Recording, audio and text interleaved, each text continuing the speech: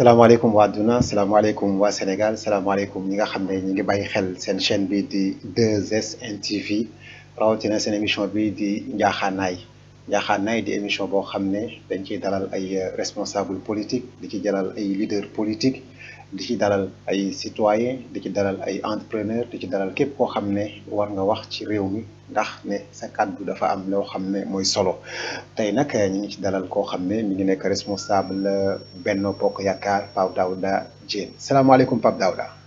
waaleykum salaam wa rahmatulah Oustaz Saïd ñu ngi lay sant leen ci leen gërëm di nuyu waa 2SNTV di nuyu waa Sénégal di nuyu waa àdduna di ñaan yàlla rek lépp luñ ci waxtaan mu nekk loo xam ne dëgg kese moo ko la incha allah. Pape Daouda ñu ngi lay jaajëfal ci wisu bi ñu wuy si ci sunu émission bi nga xam ne ñu ngi sunu deuxième numéro ñu ngi jaajëfal ka nga xam ne moom mooy Abdoulaye Diouf nekk responsable politique fële ci Dalifort suma juumul man damay jaawale commune bi mu nekk waaw ñu ngi koy jaajëfal bu baax a baax a baax a baax mu nekk responsable ci COJER. mouvement boobu nga xam ne dafa nekk ci biir waa APR. comme ni ñu ko xamee chaque jour Njaaxaanaay dañ koy wax chaque jour rek dañuy fexe ba information yi ñu traité ko équitablement bañ a jëm ndeyjoor wala jëm càmmoñ waaye lépp lu ñuy wax rek ñu layal ko ci xam-xam. ñu layal ko ci ay acte ak ay faits yoo xam ne yu factuel la waaye parparloo moom moo tax émission yu bëri kenn déglootu ko moo tax ñun dañuy fexe yàlla moom mooy juste ku dul yàlla da ngay am ay sentiment da nga am ay bëgg-bëgg am na foo far mais boo toogee ci plateau di analyser sa farloo da nga koy teg fële lépp looy wax mu doon loo xam ne lu jaar ci yoon la nga xam animateur présentateur invité wala koo mën a doon loolu la ñuy soxla ci yow Pape Daouda noo jàngatee actualité bi jamono ji ni nga xam ne ni ngi lëmbee Sénégal muy pouponnière bu Ndella Madior bi nan nga ko jàngatee. waaw tout d'abord ni ma ko jàngatee maanaam li nga xam ne moo ci jot a xew dañ ko jàngatee dafa xaw a doy war parce que yàlla dafa fonk doomu aadama benn ñaar aussi dama naan au début l'idée était bien maanaam de recevoir des maanaam ñi nga xam ne amaana seen loxo jotul ginnaaw seen i waajur yi yooyu mais bu ñuy wax pouponnière aussi dans une république dans un état dafa am ay yoon yoo xam ne fa nga war a jaar am ay agrément am ay licence des trucs du genre am aussi même bu ñu lay délivrer les agréments entre autres il faut que mu am des inspecteurs de la santé ñoo aussi def la prospection des lieux xool lieu bi nga xam ne fa la ñu war def xale yi fii tamit noonu nit ki nga xam ne si moo ko ubbi aussi il faut que mu jouir d'une certaine moralité avec aussi tous les moyens de bord xam nga nag Sénégal wala dama naan sa àdduna nit dafa lëndëm am ñoo xam ba leen déparé ci lu tegu ci yoon dem ba ci biir def na ko su dul noonu kon boog bu ñu jàngatee li nga xam ne nag moo mujj a xew maanaam di am au niveau de la pouponnière de Adja Ndella Madior c'est ça Ndella Madior Diouf dañ koy ñaawlu ba ci kanamu yàlla parce que xale moomin la alalu yàlla loo ci mënul wala boo ko mënul teg ci conditions yi nga xam ne moom la yoon wax vraiment loolu dafa regrettable li am te vraiment c'est déplorable dama koy ñaawlu ba ci kanamu yàlla li ma ci gis daal ñaaw na ba ci kanamu yàlla quoi sincèrement. am na ñoo xam ne dañu ne pouponnière dafa am charte ak ay normes yu ñu koy tijjee te wax nga ko est-ce que du contrôle bi état bi waroon def direction de la petite enfance wala ministère bi yor xale yi ñu yor wàllu jàng ak jàngale lu jëm ci wàllu santé lu wàllu service d'hygiène yooyu yëpp dafa doon mbir yoo xam ne dañ ci bàyyi xel ci normes yi nga xam ne mooy norme standard yi est-ce que tam amul défaillance ci côté boobu. non mooy li ma la wax tout à l'heure xam nga doomu aadama moo xaw a lëndëm ci ay pratiques am parfois maanaam bu ñuy mooy li ma la wax sànq balaa ngay ubbi dara pour nga am agrément bi wala pour nga am licence bi am na ay ndawal buur yoo xam ne ñoom la ñuy yabal ñu xool d'abord def ce qu'on appelle la prospection des lieux xool ndax lii baax na tout cela mais il arrive maanaam comme nit nga jëng sa oto bu 80 millions ba pare doo def ce qu'on appelle le suivi te boo seetee ñun Sénégal wala ñun africain suñu problème mooy problème de suivi bi nag mooy nit ki boo yoree loo xam ne ay bakkanu doomu aadama ñoo fa nekk yow mi nga xam ne yaay responsable maanaam la personnalité morale yow yaa war a jël say matuwaay ba nga xam ne ni lépp li nga xam ne yoon ba ngay def demande bi mu war la ko jox la ko vraiment yow yaa war a fexe en sorte que loolu tegu ci yoon mais aussi néanmoins waa ministère de la santé seen division bi nga xam ne ni muy waa petite enfance yu demee noonu ñoom aussi am nañu benn cër bi nga xam ne ñoom aussi dañ leen koy delloo parce que aussi boo joxee ay nit ay pouponnières ay garderies d'enfants bien que bëri na ci réew mi war na am ay agents yoo xam ne ni assermentés yoo xam ne war nañ dem def ce qu'on appelle la prospection di xool le suivi aussi ça c'est très important. ay visites inopinées. visite de contrôle inopinées. c'est très important bett leen sans pour autant. nga wax leen ne yow da nga fay ñëw. boo leen bettee rek di nga xam ndax dëgg nombre standard yi ak traitement yi nga xam ne xale yi ñu ngi ko fay subir nekk na loo xamante ne bii lu acceptable la wala déet. mais loolu mooy logique tey jii nag loolu bu fekkoon loolu demoon nañ ko amaana problème bi du egsi fii mooy li ma la rek ñun dañuy benn jànkonteel problème mooy problème de suivi amaana tey jii. te loolu nag loolu du ñu egsi fii. loolu nag dañ koy joxoñ mouvement bi nga bokk. muy Benno Bokk Yaakaar. parce que ñoom la ñuy jox suñu réew. ñoom ñooy doxal réew mi jox leen gendarmerie jox leen police jox leen budget jox leen lépp loo xam ne dañ ko soxla ngir réew mi tegu ci yoon. bu luy amee tam faw ñu joxal leen baaraamu tuuma ne leen nag. dëgg suivi bi waroon amul léegi ki waroon def suivi bi. war nañu rëq ndigam quand même. waaw xam nga li may fal di wax ñun aussi nit ñi Sénégal dañu xam lan mooy la gestion de l'État. Un ministère ce sont des activités. Un ministère dafa am ce qu'on appelle des démembrements.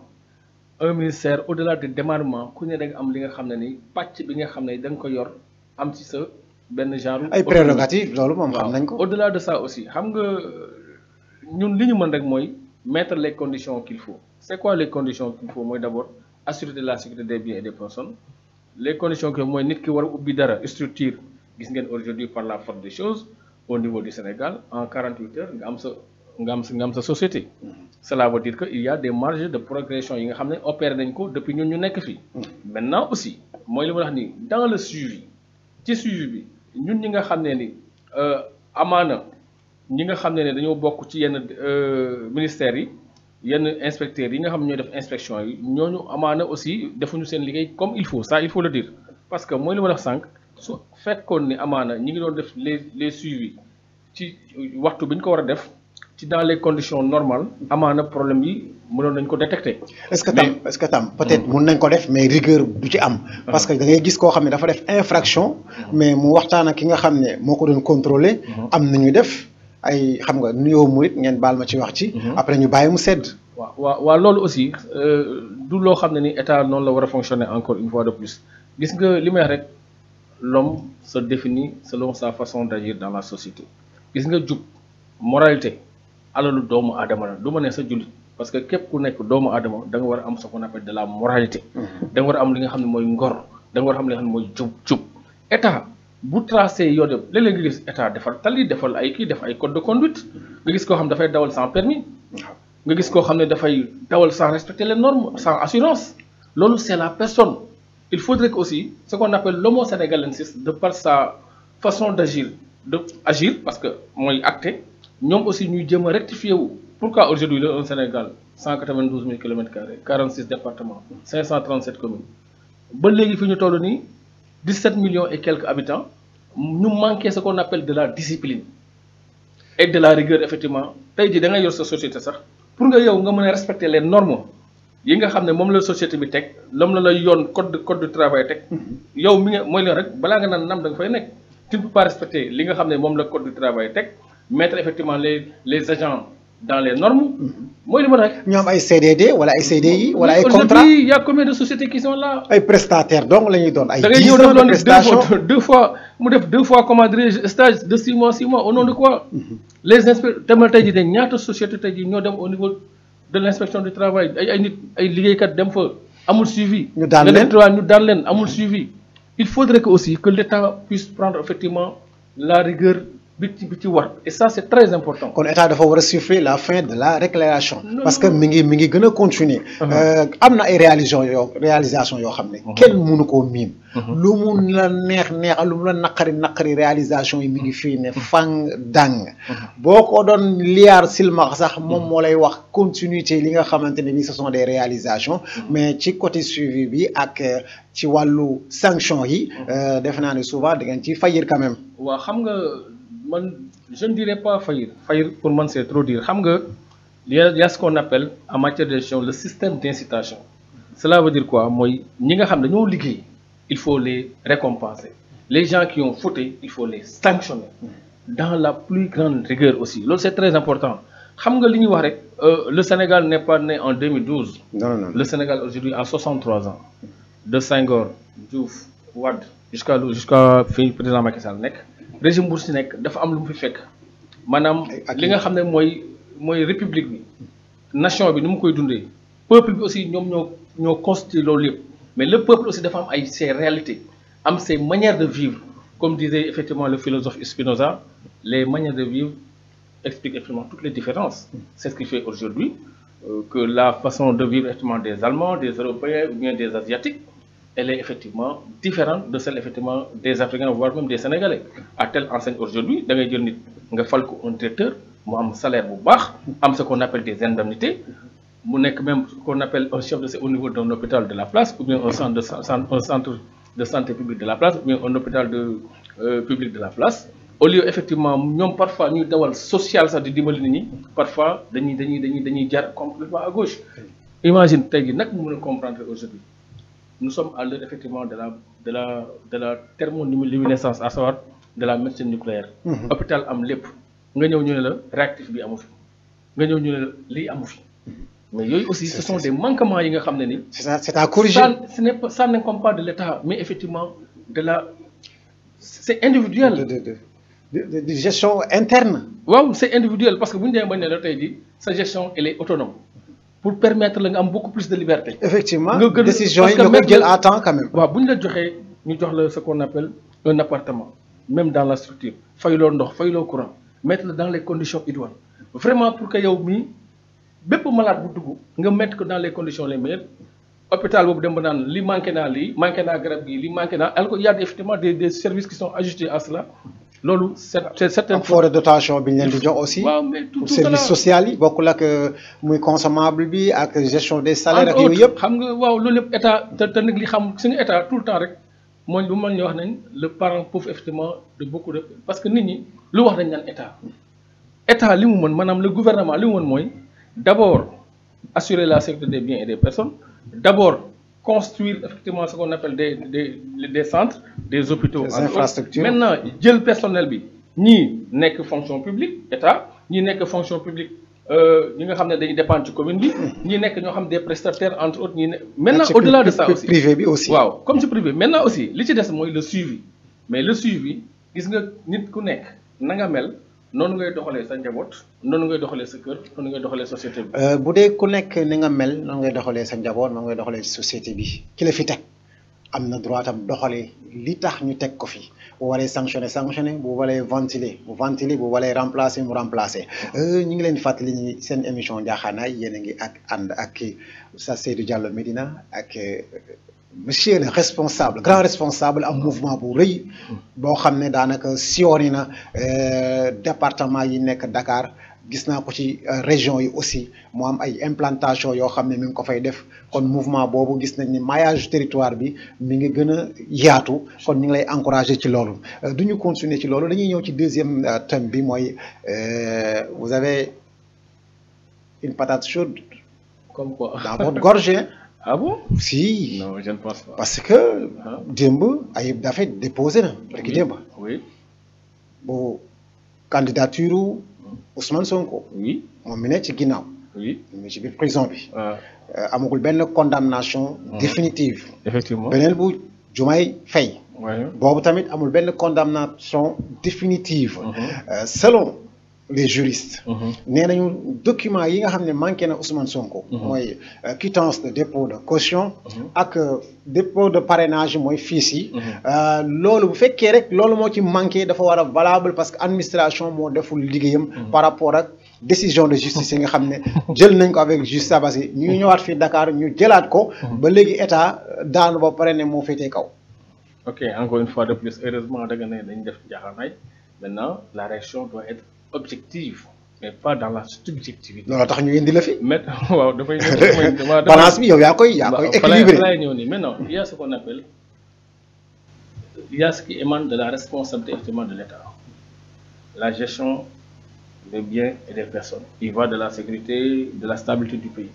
Maintenant, il arrive. Si aujourd'hui on parle, c'est quoi effectivement la notion d'un conseil juridique, ou bien d'un avocat. Il arrive même qu'on disait dans le 12e, 13e siècle, l'avocat du diable. Il arrive. Je ne dis pas qu'effectivement,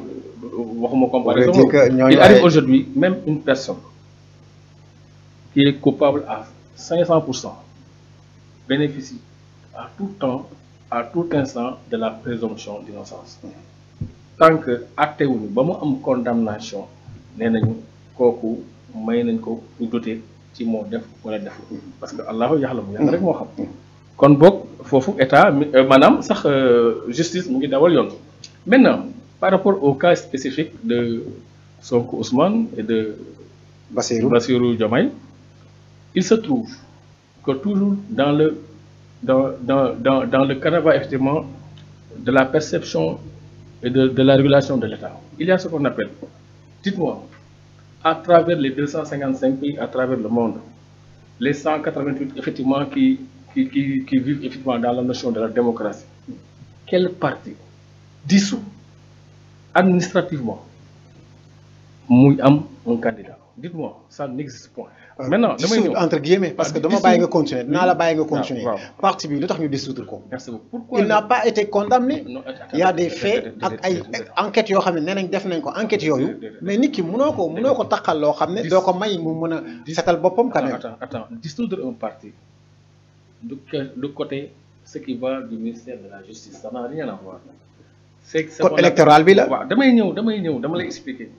Dissoudre parti dafa am fi nga xam ne ni yoon yu mu war a am muy man ministère de l'intérieur tey jii képp ku nga xam ne ni ko constitution bi waxee am nga say liberté nga bëgg a organiser parti mouvement association am na yoon boo xam ne administrative ca nga war a aw nga adresser un courrier sous couvert de la voie hiérarchique.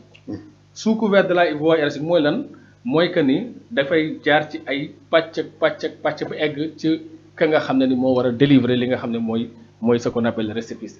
Wante ba ci loolu aussi ci organisation administrative bi aussi les lois, parce que c'est ça là en matière de démocratie, il y a ce qu'on appelle le check and balance. Vous savez c'est quoi le check and balance? Il faut que les pouvoirs se tiennent. C'est ce qui fait que du am débordement. Vous avez compris à ce sujet. Maintenant bu ñu demee ba def loolu au niveau du ministère de l'Intérieur.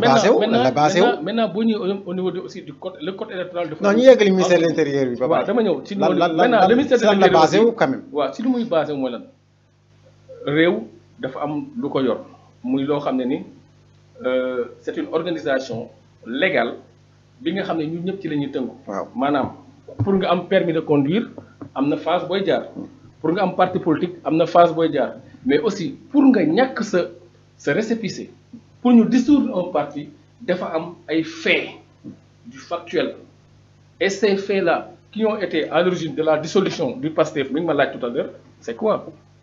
moom la ñuy di bëgg. C'est quoi? mooy d'abord benn tout parti est libre effectivement avoir une idéologie. Bien sûr. Avoir des idées, avoir des adhérents, avoir des partisans, mooy logique.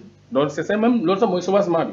Maintenant quand on assiste au Sénégal ñu gis ni à travers des faits il y a des appels à insurrection.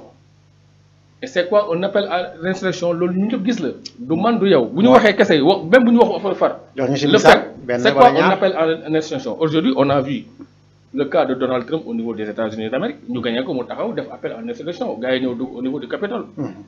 Et aujourd'hui un tribunal effectivement de l'État des États-Unis de l'État du Colorado ne toute personne boo xam ne dafa def appel à insurrection wala participer ci kooku warul bokk au niveau des élections présidentielles. mais dissoudre ñu seen carte. non xam nga la dissolution ak appel à carte ça n'a rien à voir je suis en train de vous expliquer. ok c'est bon maanaam il y a effectivement des faits on juge des personnes selon des faits tey jii nit doo ñëw rek nit ki def na lii te yow tegoo ko fenn parce que sooy juger le fait de juger une personne cela veut dire que maa ngi apprécier ni lii ma gis ni sac bi sac bu ñuul la wala sac bi sac bu weex la mën naa ñëw dañoo ñuulul dafa jaune vous avez vu parce que yàlla moo ñu bind ñu ok maintenant le fait maintenant ñu gis ni parce que le ministère de l'Intérieur si lan la sukkandiku ñu gis ni il y a une personne qu'on nomme qui s'appelle Sonko Ousmane un leader de parti qui se permet de faire des appels à insurrection la première quand on se permet de dire fii àdduna toll fii jamono toll et quand on se réclame patriote à l'heure effectivement où il y a ce qu'on a une ceinture de feu bi wër sunu Sénégal bi Afrique de l'Ouest il y a que le Sénégal et la Côte d'Ivoire ñooy dund un peu de stabilité et que tous ces pays yi nga xam ne ni ñoo ñu wër presque ñu ngi dund ay problèmes d'attentat des problèmes de terrorisme entre autres coup d'état coup d'état maanaam amul stabilité. Effectivement. À telle enseigne aujourd'hui, il y a plus d'investisseurs au Sénégal que dans les autres pays, effectivement, cela traduit quoi? Que, réellement, est-ce que, nous ne sommes plus à l'heure de l'opposition de salon, hein? Et je pense qu'il n'y a jamais eu d'opposition de salon, il y a toujours eu d'opposition consciente, parce que aussi, le Sénégal. Consciente entre guillemets, non, parce que bon, la conscience de tout. C'est ça. 92, parce que quand on parle quand les Grecs parlent de la conscience. 93, 94, bon, 21 juin, ce sont des faits yoo xam ne violence am na ci, y a des morts d'hommes, am na juge boo xam ne jël nañ ci baatam ngir lan joxe li nga xam ne moom mooy résultat électoral ak boo xam ne dañ na ko nee na moom nee na dañ ko doon def looloo xam ne nee na mënu ko def mu démissionné mooy Andrea Vaz loolu yëpp opposition boobu tam nekk opposition boo xam ne je suis sur une lancée par rapport à la question bi ma posée pourquoi la dissolution effectivement d'un parti un parti qui est juridiquement administrativement effectivement reconnu pourquoi mu kii d'abord si une personne se permet de faire des appels à insurrection si une personne se permet et li may wax nii dund nga ko ñëpp dund nañ ko. ñëpp constaté nañ ko quoi qu'il advienne si je me réclame effectivement patriote républicain et que j'aime mon pays je ne saurais faire des appels effectivement à et ce qui est grave dans ces appels à insurrection il y a des suivis de faits et suba na ngeen wàcc dem toj fii kenn demul fenn heureusement même le fait que de dire cela loolu il faut le condamner. ñu ne mag warul taxaw di saaga ci kanam ay xale maanaam wax dañuy wax loolu c'est social nga taxaw di saaga say kanamu doom ëllëg sa doom bu saagee. moo leen nga tuddee saaga. non maanaam damay joxe benn parce que am na koo xam ne xamul li ngay bëgg a wax nii. xam laa bëgg Ousmane wax ma fan la saaga. waaw da nga déglu dama la jox benn exemple. boo xam ne c'est sociologie yi nga xam ne Sénégal. noonu la tuddee quoi waaw nañ la tëddee Sénégal léegi ñu ne mag warul di saaga devant des enfants. te ñu nga bon exemple. waaw boo taxawee di saaga sa kanamu ay doom say dëkkandoo ëllëg bu sa doom saaga dañ naan si yow la ko jàngee. ah vous faites allusion à Ousmane Sonko je veux dire.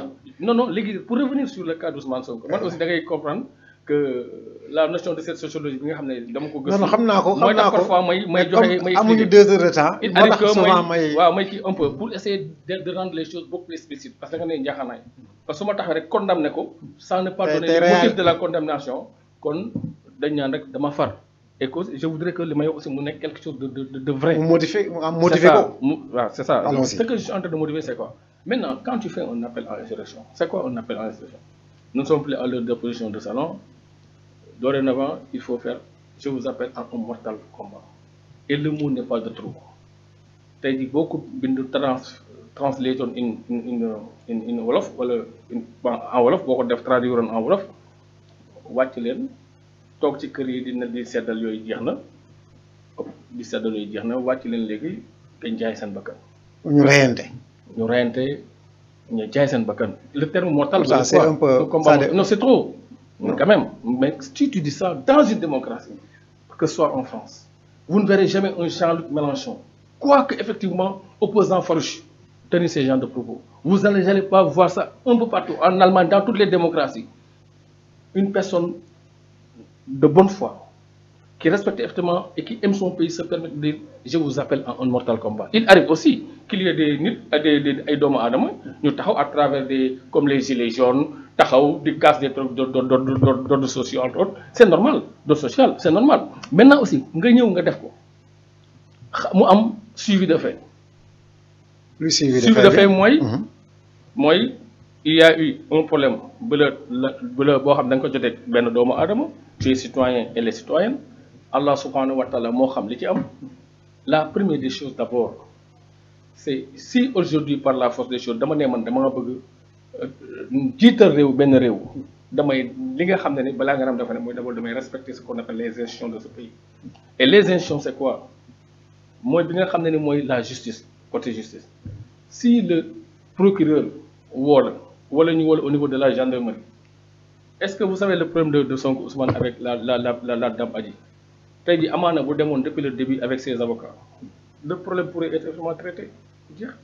Mais sur quoi tu te permets? Non, attendez mon frère, non, quand il a été appelé au niveau de section de justice demul il devrait xam nga loolu dafa baax il faut toujours donner le bon exemple. Dernièrement là wala. non mooy au début tout au début bon, par la suite. nga ñëw taxaw bu demee dafa ne comme député la tant que dindi ñu kiraay. député je suis tout à fait d'accord mais am na loo xam ne ni buñ la ci am na la nga xam ne ni même pour le côté de la moralité et de l'honneur parce que mooy li ma wax rek tout le temps li nga xam ne dans 100 ans. Dans 50 ans, des gens comme nous, on va mourir, c'est sûr. On va pas faire ça. Sûr. Mais pour la postérité, tes enfants, tes arrière-petits-enfants, tes descendants, quel legs tu vas leur donner? Pour ton honneur, on a vu le cas de Dominique Strauss-Kahn. Très bien parti pour être effectivement le président de la France. Mais quand il a été accusé par une dame, mais il faut démissionner. Postulé aussi. Il y a honneur moo tax lépp ci àdduna te loolu boo ko defee da ngay sauver sa bopp. Quand il dit que c'est un complot organisé par le ministre de l'Intérieur, par Abdoulaye Daouda Diallo. Non, je suis désolé, je suis vraiment désolé. Le ministre de l'Intérieur, c'est un ami, c'est un frère, je le connais très bien. Nous avons grandi ensemble. Nous avons pour anecdote, dans de la faute de Sachi Mango, dans des trucs du genre, pour vous dire la vérité. Bon, maintenant, pour rentrer maintenant par rapport. Pour ne pas nous donner de différence sur le sujet. Si vous avez ce qu'on appelle mortal combat, une autre manière effectivement de s'activer au niveau de la politique. À tel enseigne, moi, je suis suivi de fait à une fatou. État de fait au ça. Maintenant, et ce qui est bizarre dans ça, il y a de ce poste aujourd'hui, en 1982, il n'y avait pas de poste Facebook, je pense. Wow. Tey jii ay Facebook des plateformes moo am nga taxaw ne man kenn musuma fa dem des trucs du genre quelques minutes après nga dindi ko. loolu après dindi na ko dañu ñëwaat rek ci di solution bi. ñi ngi ñëw ci candidature Ousmane Sonko. waaw léegi damay ñëw non je suis en train le temps est en train de nous rattraper.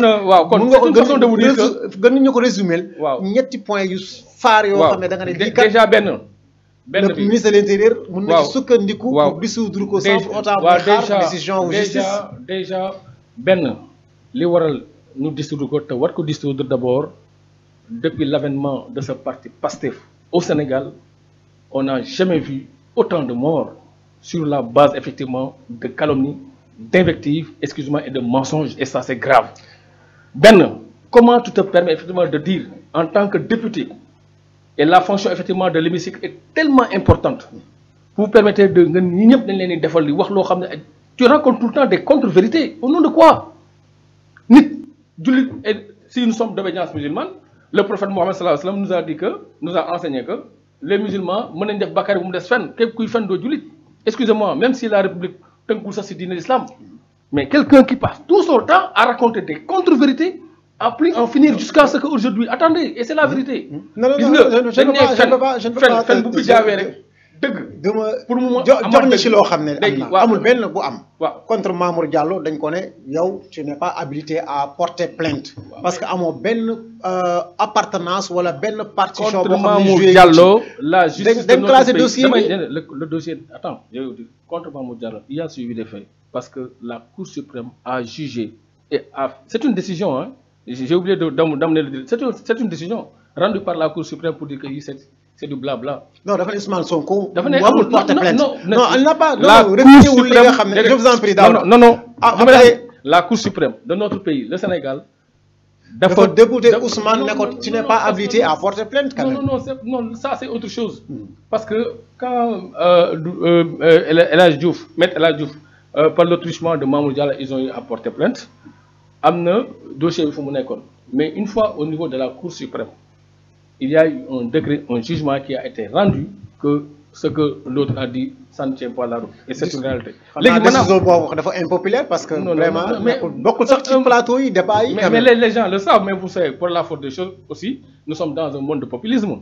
Aujourd'hui, Sénégal, gënal rëy la main, gënal yor ay beaucoup de sites, tu te permets de dire n'importe quoi. Il arrive que les gens duñu xam sax c'est quoi le bon gré de livrer. Maintenant, pour revenir sur effectivement la notion de dissoudre Pastef. Ci 2 minutes.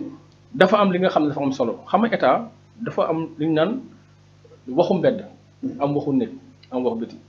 Quand le sieur Sonko Ousmane a été interpellé quand il faisait sa tournée ne dafay jógee Ziguinchor pour ñëw au niveau de Koungheul ñu arrêté ko fa acheminé ko vers la cité Keur Gorgui moom moo wax ne dañoo sàcc dañoo jël ñaari portable am ak ñaari ordinateur c'est ce qu'il a dit. Ordinateur waaw. Maintenant ok aussi ordinateur portable cela veut dire quoi? C'est une banque de données, sont des bases de données. Cet ordinateur, yow, tu deful doo ko ci fekk. Waaw. Wala dit. Lo bëgg wax fofu. Ok, il y a ce qu'on appelle la notion de traçabilité effectivement. L'État a fait des retraçages. Ci lañ gis beaucoup de choses.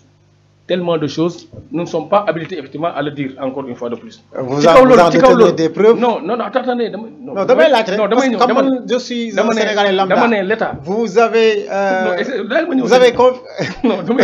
confisqué ces pièces aussi importantes. Est-ce que bi ñu duggee traçage yi am na ay appels yoo xam ne am na ko. ñoo xam ne ce qui est tellement élémentaire en matière d'enquête criminelle, d'agressiologie, entre autres. Il y a ce qu'on appelle, dès que les agents assermentés sont sur place, il y a ce qu'on appelle les mandats de perquisition. Et quand on fait il y a perquisition aussi et perquisition. On peut perquisitionner effectivement un endroit, comme aussi on peut faire la perquisition effectivement d'un appareil effectivement téléphonique, voire un ordinateur. Bien sûr.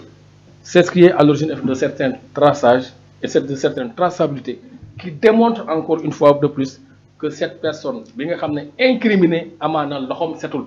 Mais tout le temps, il juge ce qu'on appelle de la présomption d'innocence. On a trouvé et c'est une réalité. Au niveau de la Casamance.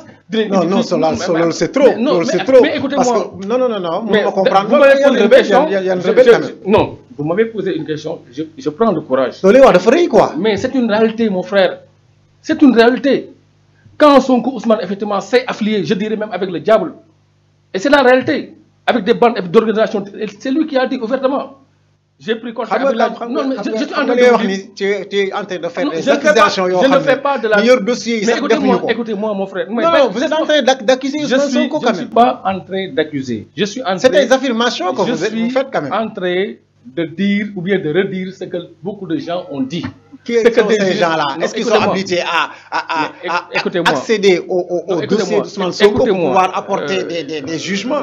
Li ma lay wax ci lu gàtt mu leer mooy lenn nit ki nga xam ne ni gis nga nit loo ko bëgg sang moom bur mu set moom moo mën a sangal boppam mu set loolu mooy lan dafa am léegi jamono ay téléphones yi amul woon Android amul woon ay iPhone amul woon ay jamono téléphone en ligne moo amoon ay jamono télégramme amoon aujourd'hui par la force des choses le monde a évolué d'une manière considérable tey jii sur la base de la perquisition bien de la traçabilité wu téléphone nit mën nga xam nit ki yan message la defante nit mais tey jii nga gis y a ce qu'on appelle même la cybercriminalité qui n'a jamais existé aujourd'hui ça existe. Pourquoi aujourd'hui la cybercriminalité existe? Parce que nous sommes effectivement dans un ère effectivement de modernité qui fait aujourd'hui, par la force des choses, mbiri dafa avancer. Ils communiquent par téléphone. Non, mais aussi quand l'État a fait à retracer effectivement les téléphones de Sonko Ousmane, à retracer effectivement ces ordinateurs entre autres, même si vous vous rappelez de la déclaration du ministre de l'Intérieur, il y a des forces occultes. Mais lan mooy force occulte. Force occulte yi. Force occulte yi. Waaw boo gisee loolu. Et autre chose aussi, par rapport à ce qui s'est passé dernièrement, moi, je mois de juin passé. Inspecté. Qu'est-ce qu'on a inspecté, mon frère? L'Union inspecté, moi, effectivement, ce que l'on appelle encore une fois de plus, un plan de déstabilisation effectivement de la région de Dakar. des attentats pour des châteaux d'eau, c'est une réalité. Des attentats pour couper l'électricité effectivement à Dakar. Des attentats pour le bus, les terres, entre autres. Au nom de quoi? Écoutez-moi, ça c'est une réalité. Non, on a ces informations.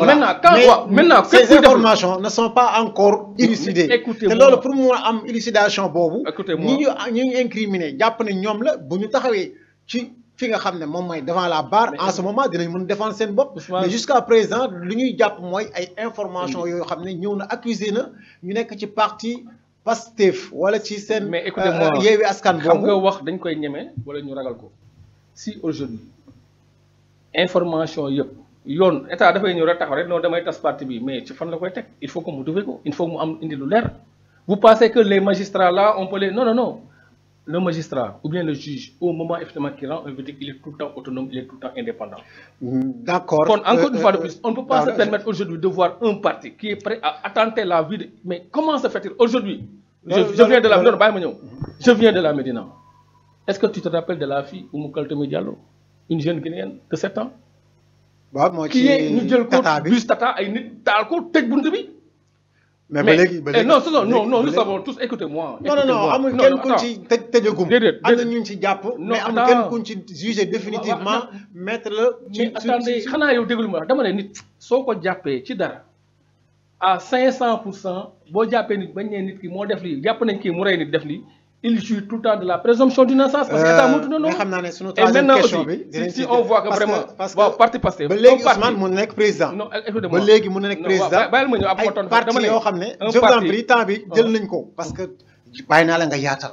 ci fan la premier ministre de l'intérieur fan la jaar fan la justice bi jaar ay faits yoo xam ne am na yoo xam ne ba suñu joon yàlla tey leeragul accusation yi ñëw na am nañu réfuté accusation yi am na ay personnes yoo xam ne interpellé nañ leen mais ba fu ñuy waxee nii Ousmane Sonko mën na nekk président. xam nga nag. bu ñu disutee parti sax yeneen parti mën nañ ko soutenir ce qui m'a fait le plus jox leen seen récépissé. xam nga li gën a doy war ci àdduna. Sénégal dañ naan mag du nax boppam. Et je suis vraiment désolé quand je vois des gens de l'ex-Pastef, quand des gens qui se demandent Lacoste, quand des gens qui se disent qu'ils sont des amis de Sonko Ousmane se permettent même de rêver, je veux dire, je ne dirais même pas de rêver, de faire des illusions pour dire. Parce que dans la notion de certains juridismes, la loi, elle est faite, elle est assujettie à faire des interprétations. Mais dans leur âme et conscience, dans ce qu'on appelle, dans la logos, comme disent effectivement les Grecs, dans la logique, Ousmane Sonko, tu le réveilles à 4h, 5h du matin, il sait que lui, il est out. Non, ça halal là. Non, attends, c'est... Non, ça halal. Ok, je vais vous dire encore. Non, c'est appréciation. Mais je vais vous dire. Mais pour moi, dans un état sérieux. Et le Sénégal, c'est un état sérieux. Dans une république de surcroît. Moi, à l'entame de mes propos, dans les 200 et quelques pays à travers le monde. Je vais vous dire. Taïdi, minimum, Julie Fajar, Julie Tisbar, Niente Rakal, 4 Rakal, 5 Rakal. Vous n'avez pas de cette interprétation.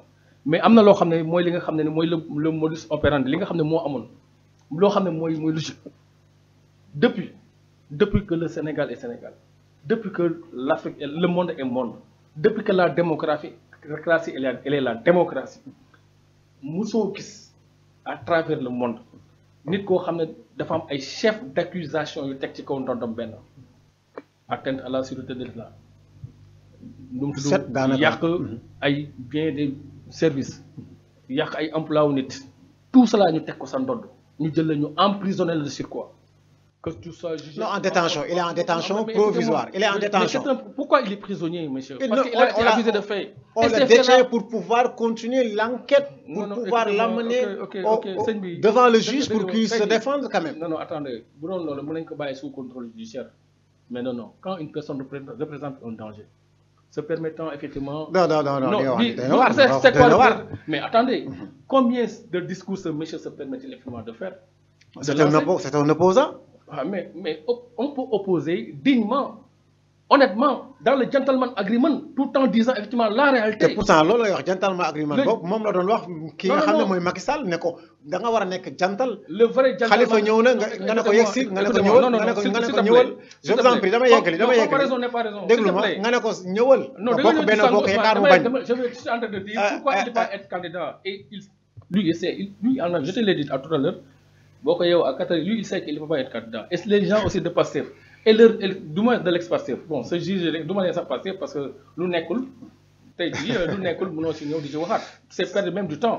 Ça se comprend parce que non il existe. Vous êtes une mouvance présidentielle. non même si je suis de la mouvance mais il y a ce qu'on appelle la logique je te dis lu nekkul tey jii lu nekkul ci biir néeg bi nan nga ko mën créer mu nekk. lu nekkul ci biir néeg bi nous sommes pas dans la magie. daaw xam naa ne tey ñoom ils sont quand on est dans le sphère de la magie dans la cosmogonie de la magie. je vous en prie pour dire aux Sénégalais que non parce que aussi c'est ça le sport bu la ñuy dundaloo il faut les comprendre. je vous en prie dans ce juridisme.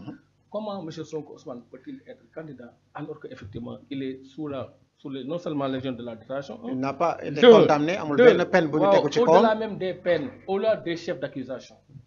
Dites-moi à travers le monde, bon sang, à travers les pays où la démocratie sévit, où ce qu'on appelle les fonctions administratives, tout marche. Une personne condamnée à ce point. Il n'est pas condamné, il est détenu. Non, il n'y a pas de jugement. Mais le contumace, ce n'est pas la condamnation. Hein? Le contumace de condamnation. Ce n'est pas définitif. Ce n'est pas encore définitif. Restons tout le temps dans le juridisme. Parce qu'il y a deux juges différents, dans des tribunaux différents, qui ont dit qu'il a même droit, Ousmane Sonko ne doit pas perdre ses droits civiques. Monsieur, il y a ce qu'on appelle la gymnastique, effectivement, juridique.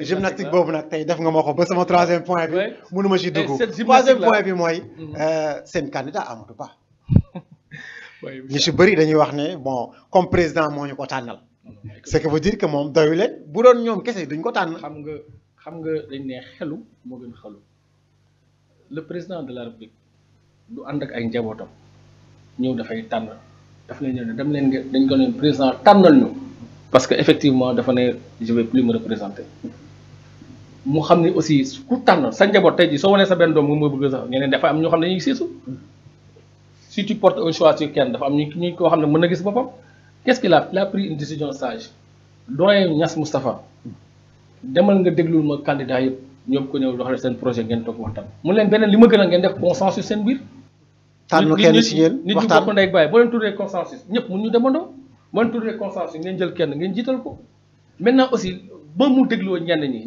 ñoom dañuy dem ils ont le droit c'est la démocratie aussi Macky Sall moomu leen c'est juste le président de parti mais aussi en démocratie c'est pas comme la religion c'est pas la soumission la démocratie permet à tey jii je suis même fils de Macky Sall man verte la parti socialiste la bokk wala feneen. Bien sûr. Ça n'a rien à voir. Maintenant aussi c'est une décision qui est très sage mu ne léegi kon ñun kese parti bi dañ doon liggéey mais dañu àndoon une coalition qui s'appelle Benno Bokk Yaakaar avec les socialistes Moustapha Niasse Ousmane Tanor Dieng entre autres ñoom Aminata Mbengue Ndiaye ak plus de 300 et quelques partis mu ne léegi yéen mouvement yi dem na ngeen toog ngeen def après un benn kii waxtaan ngeen ñëw ngeen proposé ko ñoom ñëpp bañ toogee seen biir le parti socialiste mën na am candidat l'AFP pouvait avoir un candidat gis na am na kenn bu génn si ñoom sax il est candidat le jeune Sarr là l'ancien ministre de commerce pour vous dire que le Sénégal comme dit le président Macky Sall dépasse sa personne on a tellement de ressources humaines ñu taxaw mais quand même il y a des gens yoo xam ne am nañ compétence bu ne ay bac plus 4 plus 5 des ingénieurs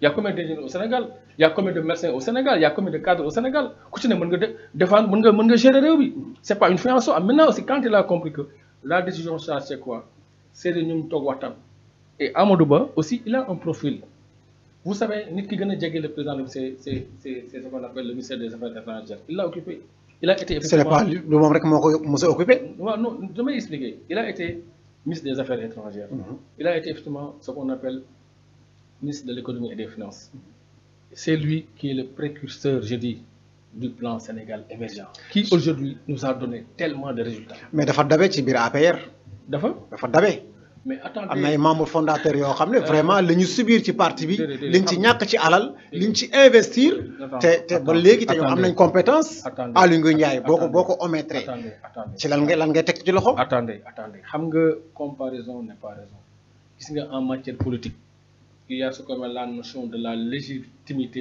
populaire loolu dafa am solo. Amadou Ba n'a jamais gagné des élections non qu'est-ce que ça veut dire n'a jamais élections locales non mais attendez xam nga yooyu ce ne sont pas attendez xam nga yéen loolu le Sénégal yu bëri parfois certaines questions bu ñu ma koy poser damay retaan parce que il faut que nous soyons des témoins de notre temps vous savez c'est quoi comment peut-on se permettre de comparer une élection présidentielle qui est quoi le rendez-vous entre un homme et son peuple. Et effectivement, des élections locales, semi-locales, régionales, entre ça n'a absolument rien à voir.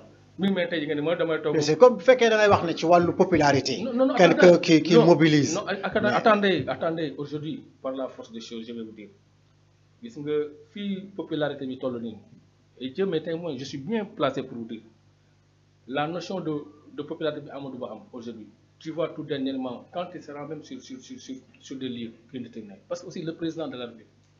À chaque fois qu'il y a un président sortant, il bénéficie au moins de 50% effectivement d'une forteresse bi nga xam dañ koy toog. Et aujourd'hui aussi par la force des choses.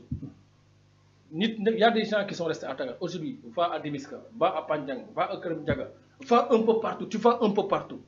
Et je vous dis, aujourd'hui nous sommes le 27 décembre. Hier, effectivement, les bourses de famille de solidarité, effectivement, je vais vous dire, il y a Souleymane Ndiaye, S2D investir en tant que candidat, mu def mouvement bu reuy feulé. Mais c'est tout à fait normal. Et tant d'autres. Et je vais vous dire, il y a des gens, yi nga xamné fi ay Sénégal lañu nek un peu partout, qui ont effectivement une popularité extraordinaire.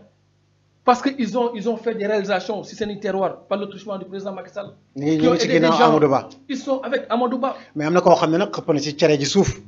Mame Mbaye Niang gis nga ko néna mënul gagner premier mënul jaar du jaar sax mom. Du dem deuxième tour. Mais xam nga les propos de Mame Mbaye Niang c'est pas le Coran ni la Bible. C'est comme un Pape Daouda Diène qui se permet de dire ce qu'il pense.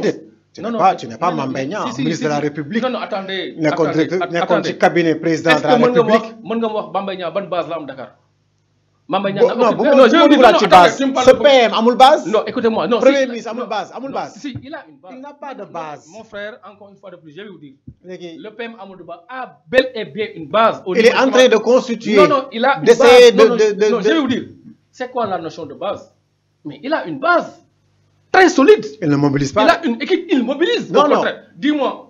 On mobilise pour lui. Non, écoutez-moi. Non. Il y a des gens qui mobilisent pour Amadou Ba. Mais écoutez-moi. Quand moi, il mobilise tout seul.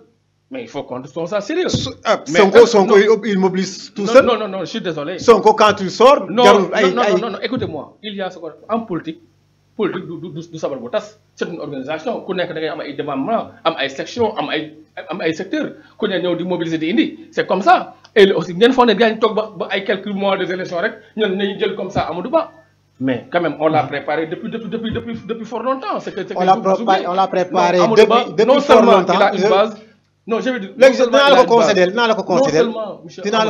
Non, il a plus qu'une base, je vais vous dire. Il a un appareil. Et cet appareil. Oui, appareil, bien sûr, politique en tant que PM. Non, je ne parle pas de cet appareil-là, je suis désolé.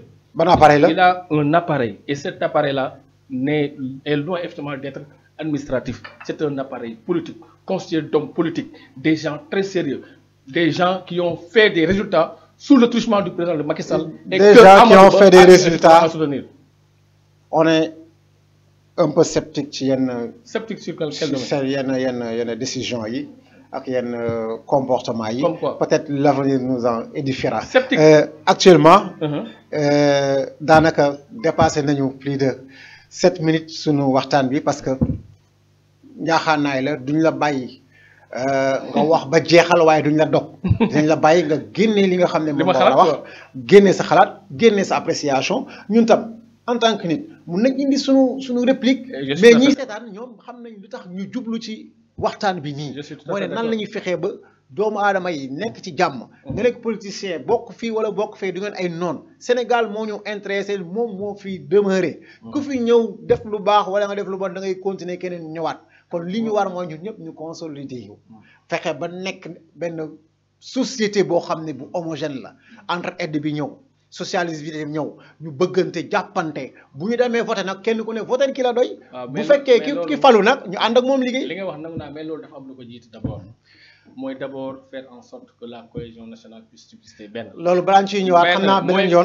daanaka personne animée de daaw après dinañ la joxaat pour yàq réew mi. dinañ ñëwaat ñu def spécialement. aujourd'hui tu crées le tribalisme tu crées l'ethnicisme on doit te dégager effectivement de l'histoire politique. l'ethnicisme moom waa Fouta def nañ ko waa Matam def nañ ko. loolu moom ethnicisme def nañ ko dañu war a rendi kenn ku dul pël.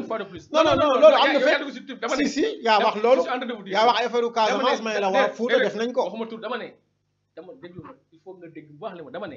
képp koo xam ne da nga ñëw pour yàq ce qu'on appelle la cohésion nationale. waaw après wax nga la ce qu'on appelle ay ethnicisme. mais loolu moo xam nga bàyyi ma ñëw rek. boo waxee ethnicisme mooy wàllu Casamance. non non j'ai pas man maa ko déduire comme ça. da nga may déglu nag man moo wax parce que man sama xalaat lay wax dama ne ñu indi ethnicisme que ce soit dix ou y de partisan loolu amul njëriñ le Sénégal est un et indigène nous avons tous travaillé pour que Sénégal mais nag suñu gisee. koo xam da nga fa ñëw indi ay. vous avez vu les réseaux sociaux. duñ ci delluwaat Pape Daouda ñu ngi lay jaajëfal ci invitation bi lan ngay tàggoo ci lu mu gën a tënkoo ndax dépassé nañu presque 8 minutes. su ma juum on a fait 47 minutes waaw parce que émission bi 30 minutes la. 35 minutes mooy max bi parce que souvent bu tiré à longueur rek. mun na bañ a kii comme dañuy reprendre at liggéey bi. waaw tout d'abord di santaat yàlla di julli ci Yonent bi li may faral di wax rek le Sénégal dépasse nos personnes. Dans 20 ans, le Sénégal va être développé. Parce qu'aujourd'hui, il y a le gaz, le pétrole qui sont sortis. Et je dis aux jeunes, immigration clandestine, d'arrêter de rester dans ce pays. Le Sénégal a un souffle. Plus en finir. Les marchands ambulants, la terre ne ment pas. Souffre, ils ont 1000 francs, ils ont 15 000 francs. Wallahi, azim. Dama jóge Dakar bi dem investir ci àll bi. Xam nga ci dara yow. Lu leer laa ni wax ni. Sénégal y a des richesses, il y a des potentialités pour réussir. Bon sang, bu leen dem États-Unis di taxaw ci mbedd yi di dundee yu kenn xamul parce que il est temps de lancer une œuvre pour dire à la jeunesse africaine, sénégalaise entre autres. Il y a 12 millions d'extrêmes pauvres, de pauvreté effectivement au niveau de la France et de l'Europe. 32 millions en Europe de manière générale. Il y a 2000 SDF qui meurent en France. 1800 SDF qui meurent effectivement en Allemagne. La Grèce qui est un pays européen, l'un des pays qui vit dans l'inflation la plus bouganemétique. Le Portugal c'est un pays pauvre au niveau de l'Union européenne. Les États-Unis aujourd'hui, c'est à 62 millions d'Américains qui vivent dans l'extrême pauvreté. Il y a le chômage effectivement au niveau des États-Unis. Il n'y a absolument plus rien là-bas. L'avenir c'est au Sénégal. On reviendra. Restez là. Wow. Travaillons et aussi je demande à l'État du Sénégal, par la grâce d'Allah, de mettre sur pied des programmes beaucoup plus exhaustifs, beaucoup plus matures pour que Ndawni reste au pays. De subventionner, de continuer à soutenir le monde agricole et la jeunesse. Jërëjëf Pape Daouda Diène responsable politique Benno Bokk Yaakaar wax dëgg yàlla réccuwuñ li ñu doon indi parce que li ñu xaar daal mooy nit ki indi ay xam-xam indi ay fait indi loo xam ne da koy mën a layal am na loo xam ne wax na ko man ànduma ceeg moom mais dama koy nangul ne lii mu wax moom daf ko gëm te dafa jàpp ne lii moo war a am na koo xam ne mi ngi seetaan mi ngi naan kat lii ànd na ak moom. loolu mooy démocratie kenn ku ne na nga indi sa xalaat indi sa édifice ngir ñu tabax sunu pays bi nga xam ne moom mooy le Sénégal ñi ngi àndoon ak ci réalisation bi nga xam ne mooy Aram Faye ak Daouda ci cadrage bi di jaajëfal équipe bi nga xam ne ñi nga àndoon ak ñun di ñaan yàlla sunu borom defal ñu jàmm Pape Daouda. Waaleykum salaam cant ak gërëm ñeel na la. Merci beaucoup jërëjëf.